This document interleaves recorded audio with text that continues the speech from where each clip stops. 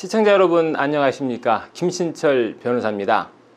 채무자가 빚을 갚지 못하면 채권자들로부터 부동산이나 자동차 같은 유체동산의 강제 집행을 당하게 되는데요.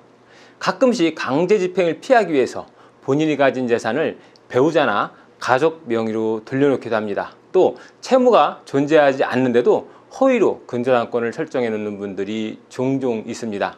그리고 배우자와 이혼할 때도 가진 재산을 전부 배우자에게 증여하고 이혼을 하는 경우도 있는데요.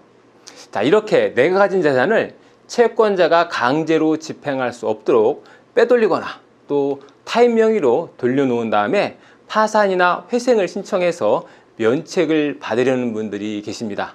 과연 이런 분들이 면책을 받을 수 있을까요?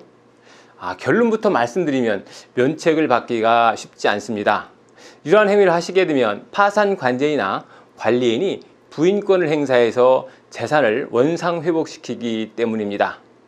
파산을 신청하면 파산 관제인이 선임되게 되는데요. 파산 관제인은 앞서 말씀드린 행위에 대해서 부인권을 행사할 수 있습니다.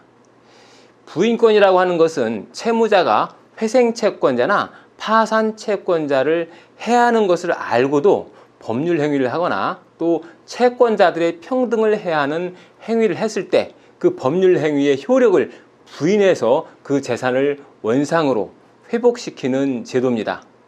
쉽게 말하면 채무자가 자신의 재산을 고의로 빼돌리는 행위를 했을 때 파산관제인이 소송을 통해서 다시 채무자의 재산을 원상으로 회복시키는 거죠. 그리고 그 다음에 원상 회복된 그 재산을 처분해서 채권자들에게 배당해서 채권자들을 보호하는 제도입니다. 예를 들어서 배우자에게 내가 가진 재산을 전부 다 줘버리고 이혼을 했다면 파산관제인은 부인권을 행사해서 배우자에게 준 재산을 다시 원상 회복시킵니다. 원상 회복을 시켜서 경매 절차나 매각 절차를 통해서 채권자들에게 공평하게 배당해 주는 거죠. 그런데 이 파산관제인이 부인권을 행사해서 원상 회복을 시키는 과정에는 상당한 시일이 소요됩니다. 왜냐하면 파산관제인이 부인권을 행사하기 위해서는 소송을 진행해야 되는데 그 소송 기간이 길기 때문이죠. 그래서 파산 절차가 어떤 경우에는 수년간 이어지기도 합니다. 회생도 마찬가지인데요. 회생 절차에서 부인권은 원칙적으로 채무자가 행사할 수 있습니다. 그런데 채무자가 자기가 도피시킨 재산을 부인권 행사해서 다시 찾아온다는 것은 기대할 수 없겠죠. 그래서 법원은 채권자나 회생의원의 신청에 의하거나 또는 직권으로 채무자에게 부인권 행사하라 라고 명령할 수 있습니다.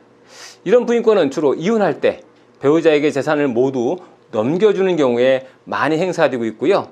또 하나는 부모님이 돌아가시면서 협의 분할에 의한 상속을 했을 때도 이 부인권이 행사됩니다. 다만 이 상속의 경우에는 조금 다른데요. 상속의 경우에는 상속 재산이 협의 분할과 상속 포기는 부인권 행사의 여부가 다릅니다. 우리 판례는 상속 재산 분할 협의는 재산권을 목적으로 하는 법률 행위로 보아서 부인권 행사의 대상이 된다라고 보고 있습니다.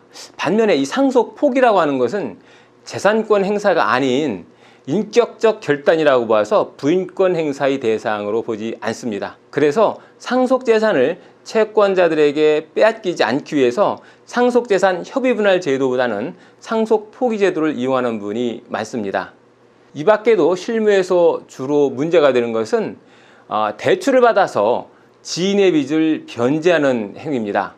실무상 개인회생 절차에서는 이러한 변제의 경우 변제금을 전부 청산가치에 반영하도록 해서 청산가치를 보장하는 변제 계획안을 수립하도록 요구하는 경우가 많습니다. 그래서 파산이나 회생 전에 편파변제나 재산증여 또는 처분행위가 있었다면 전문가와 자세히 상담을 받아보시는 것이 좋겠습니다.